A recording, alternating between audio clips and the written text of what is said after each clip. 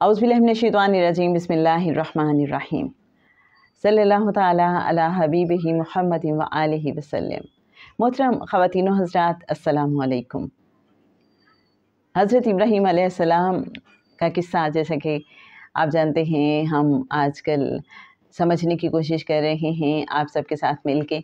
तो previous Thursday को हमारा जो इत्तिसालुन नबी सल्लल्लाहु अलैहि वसल्लम सेशन हुआ और जिसमें आप सब ने भी भरपूर शिरकत की और अपना हासिल तफक्कुर पेश किया। आइए उसके कुछ ख़ास पॉइंट्स देखते हैं।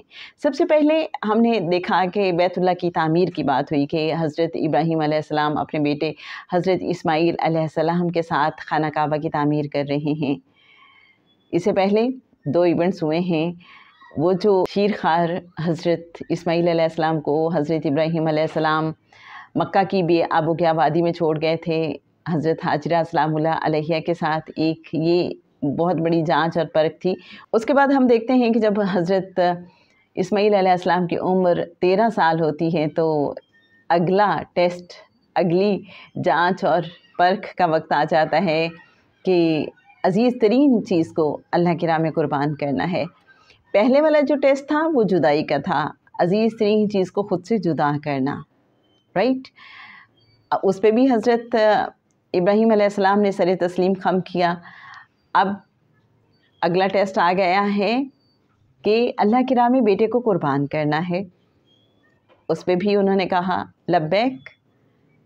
अल्लाह को उनकी ये अदा इतनी पसंद आई है कि अल्लाह ने दुम्बा भेज दिया है फिर उसकी जगह।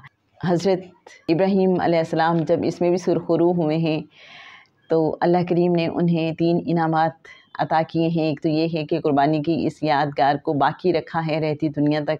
फिर हज़रत इसहाक़ अलैहिस्सलाम की खुशखबरी अल्लाह ने अता की है। और तीसरी जो बात थी कि जो बेटा अल्लाह पाक अता करेगा उन्हें वो सालिहीन नबियों में से होगा। ये तीसरी खुशखबरी। आप थोड़ा सा इस पे गौर कीजिए कि कुर्बानी वाला अब दौर गुज़र चुका है, इनाम का वक्त शुरू हो गया है। एक नए दौर की मुझे लगता है कि बुनियादें रखने की तैयारी हो रही है। जब हम इस बात पे गौर करते हैं कि पूरी दुनिया को छोड़ के जो हुक्म हुआ कि हज़रत हाजरा और हज़रत इस्माईल अलैहिस्सलाम को मक्का की बेआबोगया वादी में जाके बसाएं, तो वजह क्या थी? अब खाना काबा की, बैतुल्लाह की वहाँ पे तामीर हो रही है। और यहाँ से आप ये देखिए कि एक नई तारीख़ रकम हो रही है। और फाइनली फिर हमें समझ आती है कि कैसे फिर वहाँ पे ख़ानदान आबाद हुए हैं और आका सल्लल्लाहु अलैहि वसल्लम का जो नसब है वो जाके हज़रत इस्माईल अलैहिस्सलाम से मिलता है। हज़रत इस्माईल अलैहिस्सलाम की औलाद में एक ही नबी हैं और हज़रत इसहाक़ अलैहिस्सलाम की जो नस्ल है, औलाद है, उनमें से फिर बनी इसराइल हैं। और इसी वजह से हज़रत इसहाक़ अलैहिस्सलाम को बनी इसराइल का जद भी कहा जाता है, राइट। तो ये एक बहुत बड़ी बात है। एक बहुत ही लतीफ़ नुक्ता समझना ज़रूरी है कि जो हज़रत इस्माईल अलैहिस्सलाम की विलादत है, 85 साल की उम्र में हज़रत इब्राहीम अलैहिस्सलाम ने दुआ की है अल्लाह से।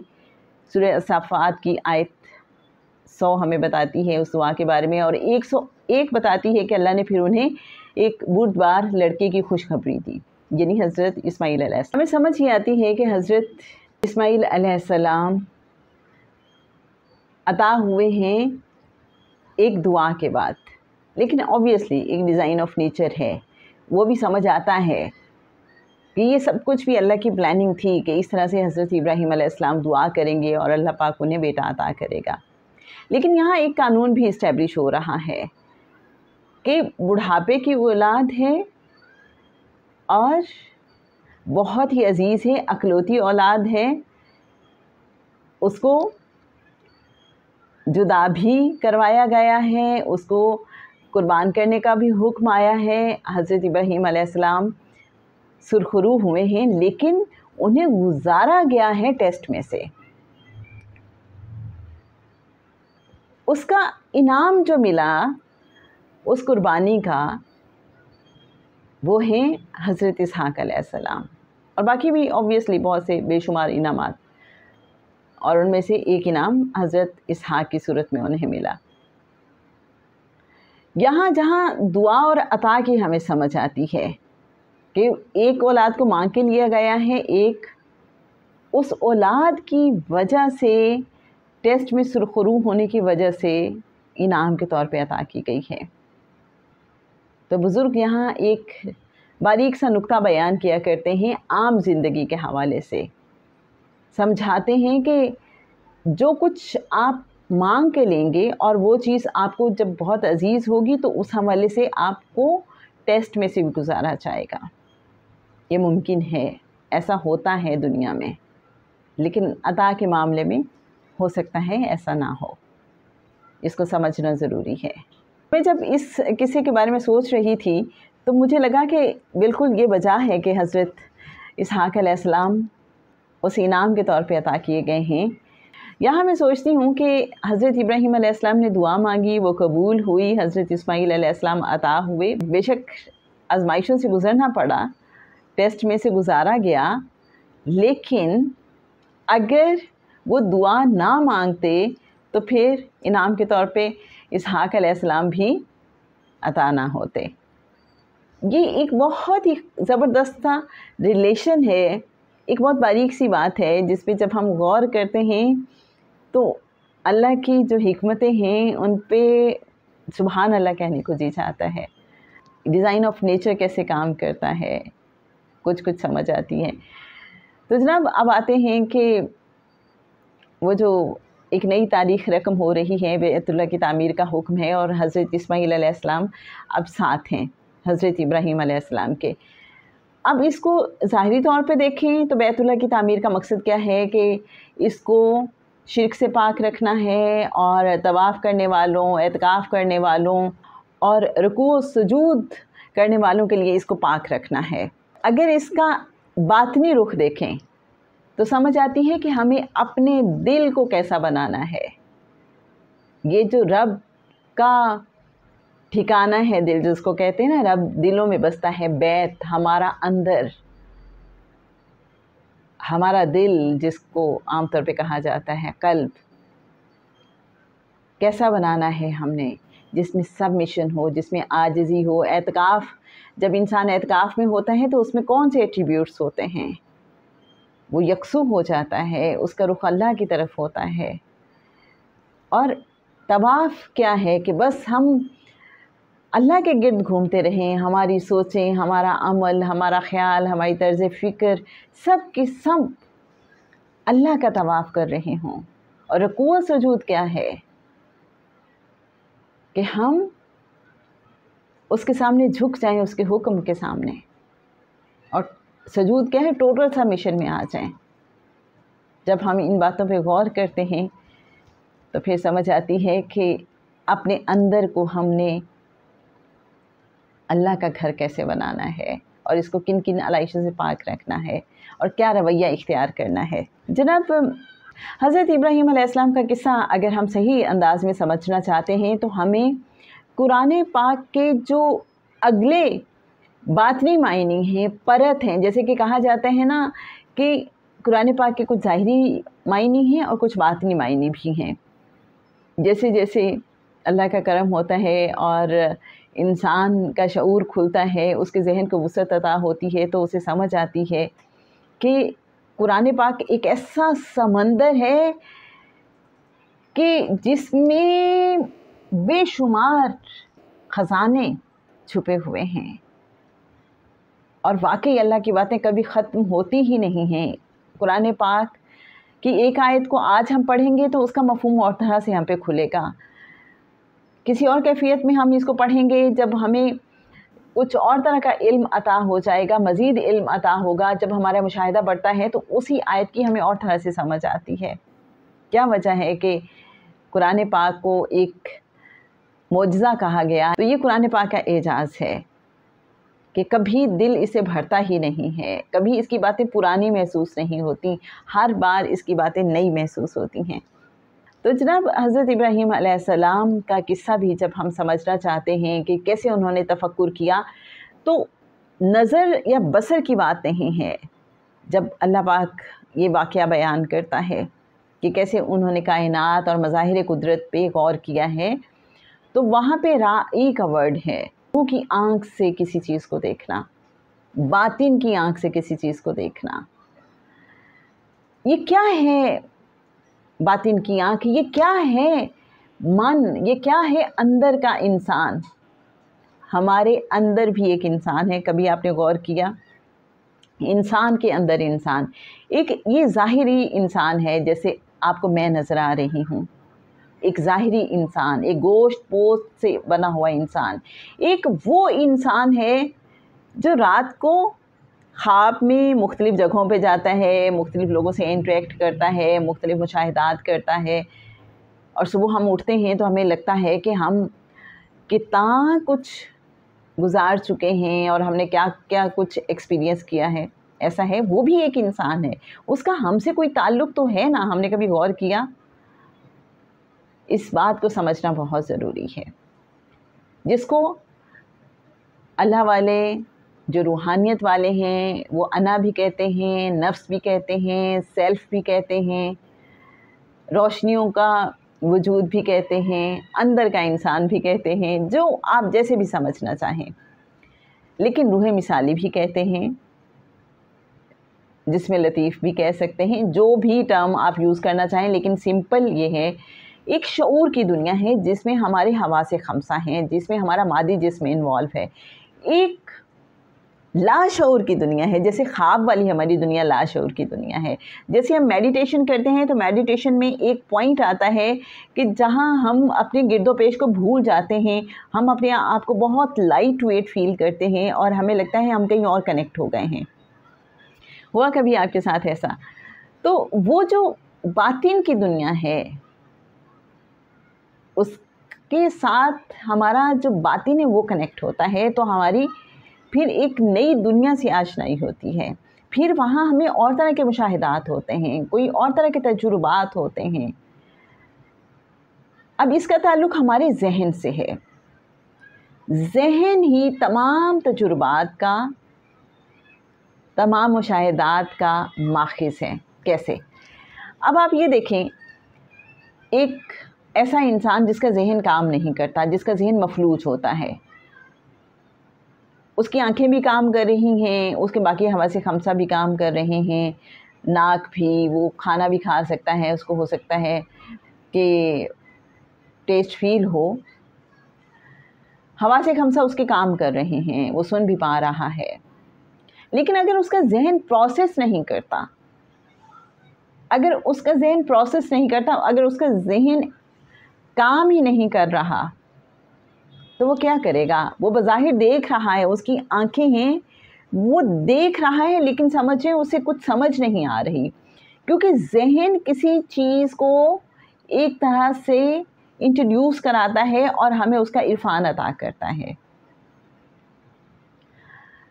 جیسے میری اپنی ایک فرینڈ ہیں، تو وہ بتاتی ہیں کہ ان کی مدر ان لا جو ہیں ڈیمینشیا پیشنٹ ہیں۔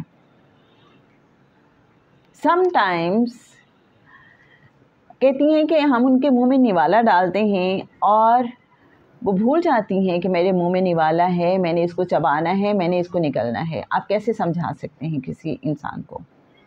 بظاہر وہ انسان بالکل جسمانی طور پہ ٹھیک نظر آ رہا ہے، ٹھیک ہے نہیں، نظر آ رہا ہے کہ اس کی آنکھیں دیکھ بھی رہی ہیں، اس کی نظر کام کر رہی ہے، یہ سن بھی رہا ہے، لیکن وہ سمجھ نہیں رہا ہوتا، اس کا ذہن پروسیس نہیں کر رہا ہوتا۔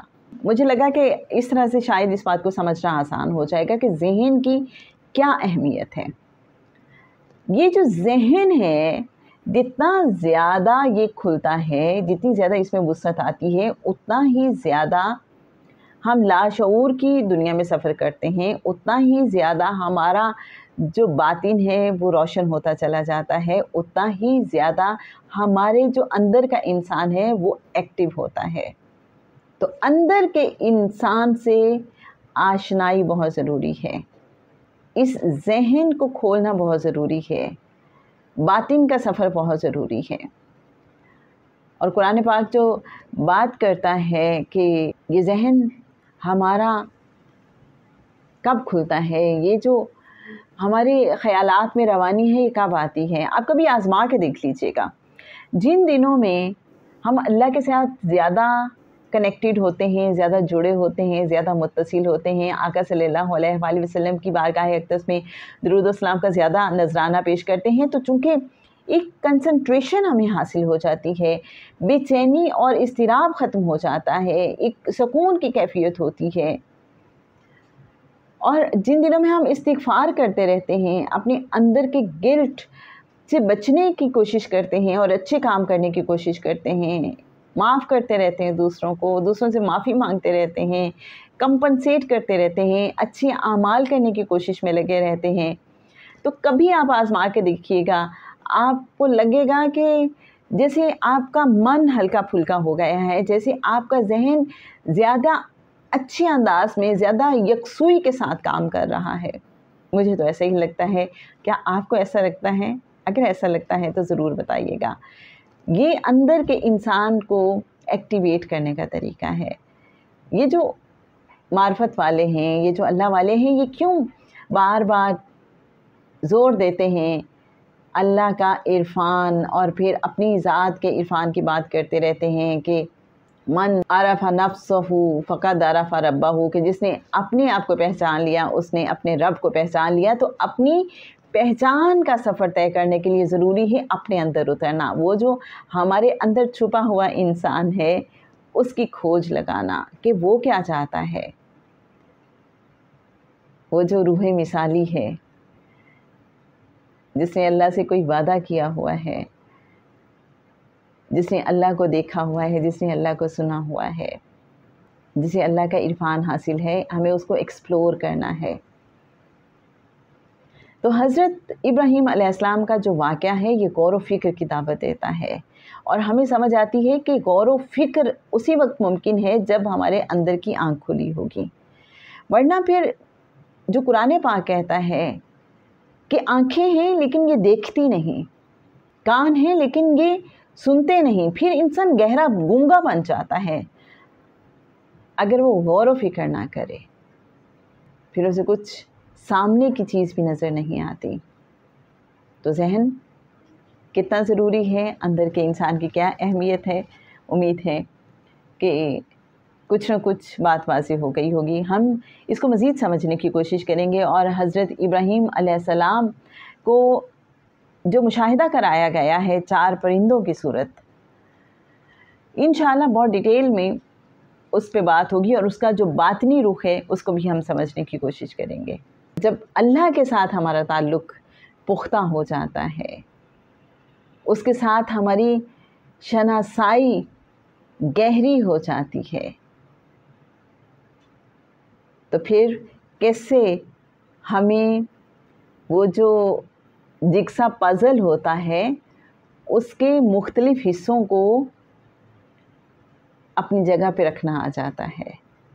सिस्टम कैसे काम करता है असल में ये समझ आना शुरू हो जाती है कि ये कायनात का सिस्टम कैसे काम करता है। जैसे हज़रत इब्राहीम अलैहिस्सलाम के किस्से में हमने ये जानने की और समझने की कोशिश की कि हज़रत इब्राहीम अलैहिस्सलाम ने इस कायनात के मज़ाहिर पे पहले गौर किया, फिर जब उन्हें समझ आई कि ये सब खुदा नहीं हो सकते, इनको तख्लीक करने वाला ही असल में खालिक है, वही रब है, वही मेरा अल्लाह है, तो उन्होंने इस चीज़ पे भी गौर किया था कि ये कायनात का सिस्टम काम कैसे कर रहा है।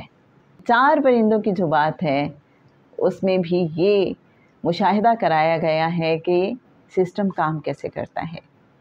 इंशाअल्लाह इस हवाले से मज़ीद बात होगी और हम इसको और अच्छे अंदाज में समझने की कोशिश करेंगे।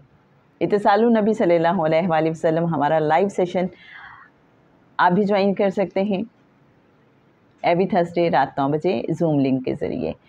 अगर आप हमारा इत्तिसालुन नबी सल्लल्लाहु अलैहि वसल्लम व्हाट्सएप ग्रुप ज्वाइन करना चाहते हैं तो उसका लिंक आपको इसी वीडियो के डिस्क्रिप्शन में मिल जाएगा। सल्लल्लाहु ताला अला हबीबिही मुहम्मद व आलिहि वसल्लम। अस्सलामु अलैकुम व रहमतुल्लाहि व बरकातुहू।